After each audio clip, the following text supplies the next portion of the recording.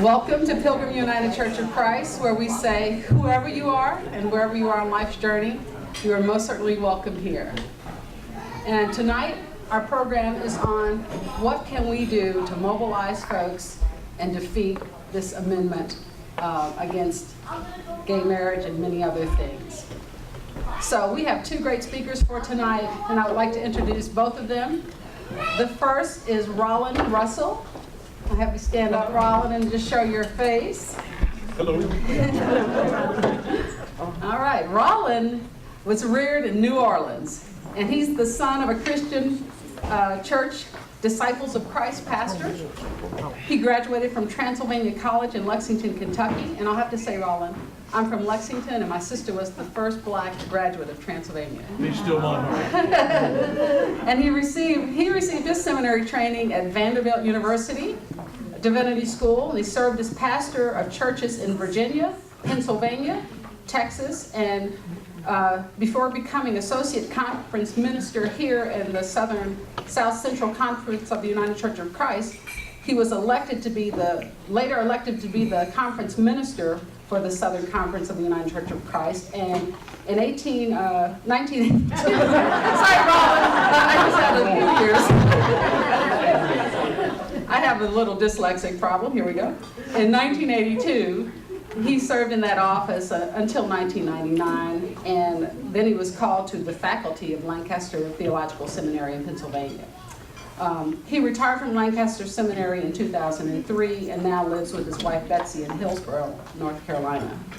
And during his tenure as the conference minister for the Southern Conference here with UCC, Rollin was a member of the executive board of the North Carolina Council of Churches.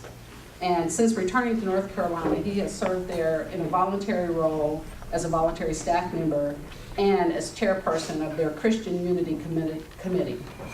So Rollin will be able to give us perspective on UCC's history with dealing with issues such as this, and he'll bring a lot of depth to that conversation. And secondly, I'd like to introduce Ryan Rowe.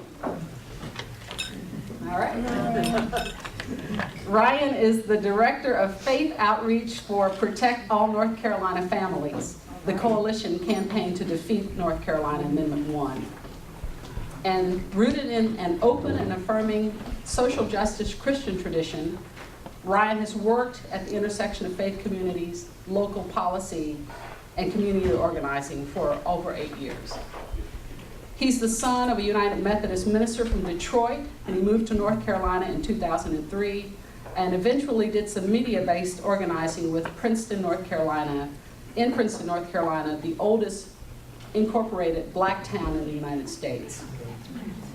He also serves as the state director of Reconciling United Methodists of North Carolina, the vice president of the North Carolina chapter of the Methodist Federation for Social Action, and was previously the faith community organizer for Equality North Carolina, a statewide LGBT civil rights organization.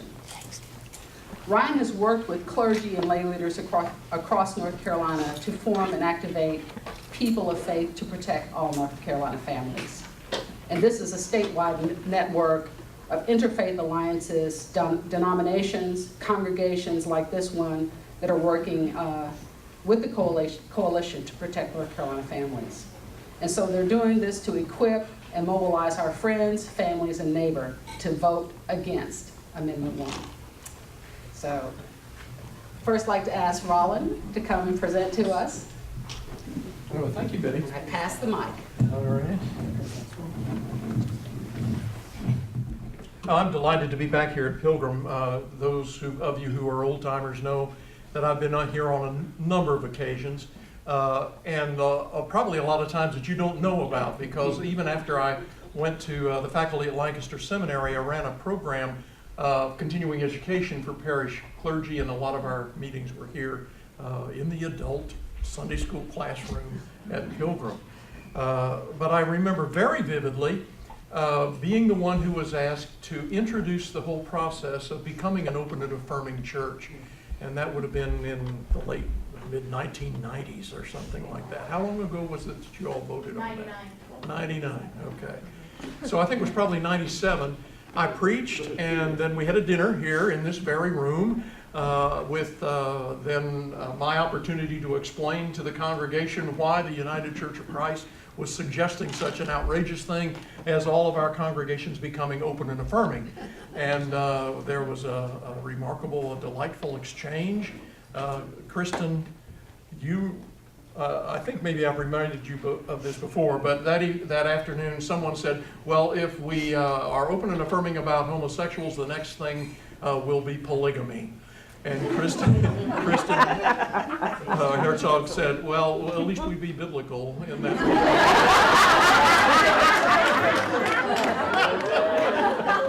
So you've been close to my heart ever since. You saved the bacon on that day. As my assistants make their rounds, they're passing out a sheet that has on one side the history of resolutions of the General Synod of the United Church of Christ, which is just to show you how we go about this and how long we've been at it.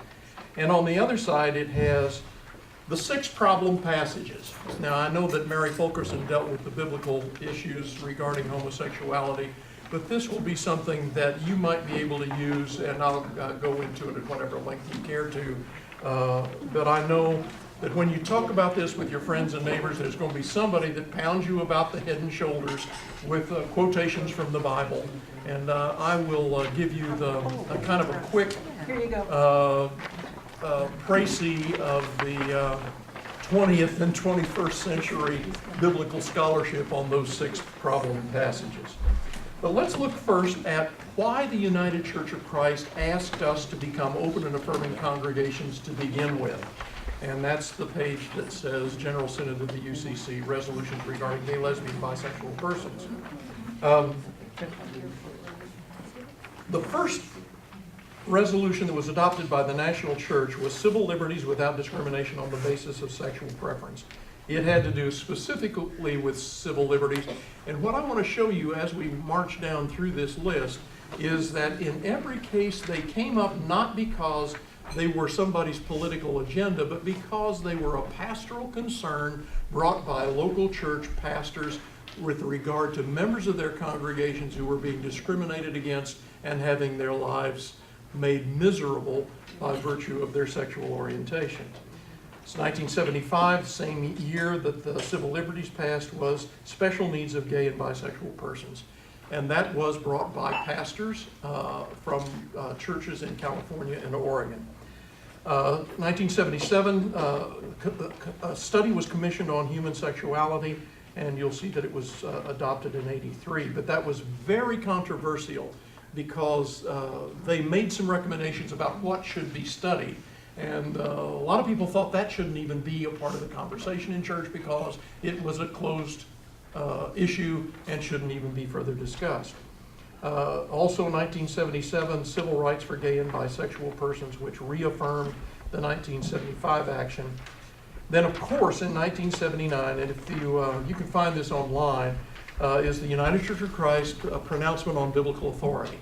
And it was, of course, brought up by this whole issue of what does the Bible say and what does it mean and how do we deal with it. I highly recommend that you would take a look at that if you've got a computer, which I know all of you do. Then 1983, we took a look personally at homophobia in the United Church of Christ. Even though on the record books we were doing what appeared to be the right things about this issue, there was still a lot of discrimination. I can remember going to congregations where they had a pastoral vacancy, and one of my jobs was to help with the pastoral search process. And congregational or search committees would say, well, now how do we know we're not going to get a gay person? I said, well, the good news in the United Church of Christ is you will know. But the bad news is you need to deal with it. And another search committee, one guy says, well, can we ask the persons about their sexual orientation? And my response was, yeah, if you don't mind them asking you about what you do. It's a weird, strange, convoluted issue to have been in a leadership position when the church tried to come to grips with an issue that everybody knew was paramount in the lives of a significant number of their members. And so in '83, we received the Human Sexuality Task Force report. We also passed a resolution on same-gender-oriented persons and their families. But '83 was a really critical moment in that one of the rules of the General Synod is if any resolution passes by less than 66.6%, a minority caucus can be formed and will be seated at all future General Synods. So this passed by an overwhelming majority, but not quite 66.6. So the Biblical Witness Fellowship was formed at that General Synod and has been an organized part of the United Church of Christ ever since. And they, of course, are the folks who oppose these particular actions. 1985 was the resolution which asked congregations to become open and affirming congregations. And the General Synod declared that the United Church of Christ, as a national organization, would be open and affirming. That meant that sexual orientation would not be an issue with regard to employment at the national church level or in conferences of the United Church of Christ. And then, of course, congregations make their own policies, so that could not be forced to be the policy of local churches, but churches were asked to consider becoming open and affirming themselves in that regard. 1989, deploring violence against gay and lesbian persons. Again, it came in as a pastoral concern, not so much as a political concern. 1991 is one I'll never forget because we were meeting in Norfolk, Virginia, and I was the host conference minister, and Virginia at that time, and presumably still does, has privacy laws that discriminate against gay and lesbian persons. And first of all, the synod was very much uncomfortable about meeting in a state with that kind of a law, and finally decided, yes, let's go there, let's make our witness. And so one of the things we did was call a press conference, and one of the people, of course, who spoke at the press conference was moi. And that was tight and tough for me because so many of our congregations are in rural communities, in small town communities, in Tidewater, Virginia, in rural North Carolina. And part of my job as conference minister was the stewardship of the church in the Southern Conference. So I was going on almost a weekly basis with various officers of the church, going to visit congregations to talk to them about what the United Church of Christ is doing, why it's doing it, why we believe that this is important. And so it was a very, very tough issue at that time, and I was very nervous about being on television advocating the overturning of the Virginia privacy laws. Rollin? Yeah. You don't know what the privacy laws are, what that means. Oh, it was against sodomy. And there were a number of cases in Virginia at that time of people who were suspected of being gay and who were spied on in their homes and things like that. Similar to some laws that existed in Texas. And I think the Texas law was the one that made it all the way to the Supreme Court and was overturned. Just about that same era. It was about sexual behavior. 1993, ending the ban against gays and lesbians in the military. You remember all the brouhaha that went on. This is long before Bill Clinton and Don't Ask, Don't Tell. But this came from our military chaplains who were endorsed by the United Church of Christ to serve in the U.S. military. The moral leadership to end discrimination against gays and lesbians. And then a resolution came in from the Biblical Witness Fellowship in 1997 to ban the ordination of clergy and say that marriage between a man and a woman is the only appropriate form of marriage. And what resulted there was a reversal of that position in a resolution called Fidelity and Integrity in All Covenantal Relationships. And again, I would suggest that if you're interested in good theological wording with biblical base on that kind of a position, you can find that on the UCC website. Finally then, affirming the ministries of transgendered persons and supporting their civil liberties. And 2003, you remember all the stuff about the Boy Scouts. The Boy Scouts of America came out against homosexuality and were dismissing persons who were scoutmasters and other things. And so we had a resolution about Boy Scouts of America and the United Church of Christ, because you understand most scout troops are in churches. And what we were saying is, we're an open and affirming church. If you're going to have your scout troop here, we need to talk. And I'm not sure what the Boy Scouts of America, I'm sure they didn't run for cover when they heard the UCC didn't like their policy. But again, sometimes you feel like you're blowing into the wind, but you gotta keep blowing. You gotta keep talking. And finally, 2005, I was delighted. It was my opportunity to be present at the General Synod in 2005. We passed the Equal Marriage Rights for All Act, which pertains obviously directly on what we're talking about tonight. If you have any questions about any of that, I think we're going to have questions for both Ryan and myself following the two presentations. Turn the sheet over and let me just run through this quickly. I was walking down, taking a book to a neighbor and walking back, and as I was walking back, a woman whom I'd never met before was jogging, and she came out of our street. And it's a little cul-de-sac, and there are 4 houses, and all 4 houses have the sign "Defeat the Amendment." And she stopped, and she says, "I hope you don't live in one of those houses with one of those signs." I said, "Well, yeah, I do." And I said, "Would you like to talk about it?" You don't know what you're getting into. So we talked until she decided she needed to keep running. But here are the issues for people who are fundamentalist evangelical Christians. There are only 6 passages. There's a 7th, but it is so vague that they, 6 are very clear negative passages with regard to homosexuality. The first and the most obvious is Lot and his family in Sodom. The angels are received. The men of the town want to know them, and that means have sexual intercourse with them. And what that is a humiliating experience for outsiders. That was a practice in that era, and for many years prior to that. Tribal groups who were conquered by other tribal groups would be homosexually raped. And that's what that is about. And Lot, good guy that he is, says, "Oh, take my daughters instead." Nice fellow. The angels intervene. The city is destroyed. One of the things that you do in biblical interpretation is look to see where else in Scripture that passage is referenced. And there are 3 other places in the Old Testament. One is in Isaiah. "You have not kept the commandments, and so it shall be for you like Sodom." Just not kept the commandments. Jeremiah, "Your leaders are false guides, and there is much wickedness like there was in Sodom." And then the best comeback for that passage is from Ezekiel. "This was the guilt of Sodom. She had pride, excess of food, prosperous ease, but did not aid the poor." Hello. Oh well.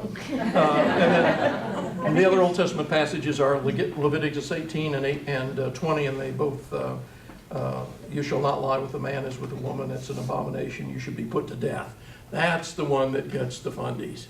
But Leviticus in the very next chapter says, "You shall not round off the hair on your temples or mar the edges of your beard." I mean, it's about how you shave. And of course, Leviticus bans eating any kind of shellfish. Have you ever seen a fundamentalist eat shrimp? It's very characteristic of an evangelical or fundamentalist approach to scriptures to pick and choose what they want to cite and ignore the rest or the context, which is the heart and soul of current biblical scholarship. Then there are passages in the New Testament, and what a fundamentalist will say is, well, those were Old Testament passages, and you got an answer to that, but we got to do exactly what the New Testament says. So 1 Corinthians 6, you can see what it says. 1 Timothy 1, fornicators, adulterers, idolaters, male prostitutes, sodomites, slave traders, liars, whatever else is contrary to sound teaching. And Romans 1, God gave them up to degrading passions, etc., etc. All of these are from Paul. And if you read them contextually, Paul was raised as a Pharisaic Jew. and he had the same cultural attitudes that he grew up with. And the whole notion was to procreate, we need more people, we need to become a mightier and mightier nation, and anything that is contrary to that, there's also rules in Leviticus against masturbation. Just the whole ethos was that in the first century, sex was to procreate, sex was in the context of hierarchy, sex was in the context of patriarchy, and was in the context of power. As with homosexual rape by the victors over the conquered, sex was a humiliation and an exercise of power. But I think the best answer from the New Testament comes from Acts 15. That's the Council of Jerusalem. Paul's told them he wants to go to the Gentiles to spread the gospel, and they negotiate about that, apparently a very thorny negotiation. And the final judgment was, impose no further burdens than these essentials. Abstain from what's been sacrificed to idols and from fornication. If you keep from these, you will do well. So have them flip to Acts 15 and find that passage. Nowhere in the New Testament, other than from St. Paul, who's speaking out of his own cultural realities, is there negative comments about homosexuality, and certainly Jesus never said a word about it. Now, Betty asked me to say a word about the North Carolina Council of Churches. And if you go online, you can find People of Faith defeating Amendment 1. And this was produced by the North Carolina Council of Churches in cooperation with People of Faith to Protect All North Carolinas. Ta-da! The point here is the North Carolina Council of Churches has sent this to every congregation of every major denomination in the state of North Carolina. I hope, please God, that there are churches all over North Carolina like yours and like mine that are using this material to organize to defeat the Amendment 1. It is so cool. Have you used all of this, Betty? I mean, there's how you set up a phone tree, and how you sign up sheets for volunteers. It's all here. Pledges, get people to sign a pledge to vote against it. My guess is you made up most of this stuff, didn't you? So we'll hear more about that in a minute. Let me end on a personal note. Some of you all know that my son Stephen Russell received his PhD at Duke, and while he was here, he lived on Alabama Street, and he and his partner Scott, who is an architect, have been together now for 18 years. Stephen is a professor at University of Arizona, and interestingly enough, is the director of the Family Studies program at University of Arizona. You can imagine what that's like in Arizona. Has anyone been paying attention to the news? Well, his lawsuit is research into at-risk behaviors and difficulties experienced by sexual minority youth. You can Google him, Stephen T. Russell, University of Arizona. He's got publications longer than my both arms. But it's mainly about research into what happens to gay kids growing up, and some new research into what happened to gay kids and how it results in the lives they live as young adults. My wife says that sociologists figure out with data what every mother knows anyway. And that is that kids from very fundamentalist backgrounds tend to be very depressed if their religion is very negative about what turns out to be their lifestyle. And so it started out with an interest generally in why this suicide rate, and who are these kids that are committing suicide, and why are they doing it? But it's gone into now bullying. He's got a number of articles on bullying that showed up in the NEA Journal and other places because they go together. It's the same issue. What my message to you today is what you're doing as a congregation is incredibly important. It is a part and parcel of what it means to be a united Church of Christ. We have always been a church that is on the forefront of justice for all people. And that's because we have this weird belief that God, being the creator of all, loves us all. And that we ought to treat each other with love and dignity and respect.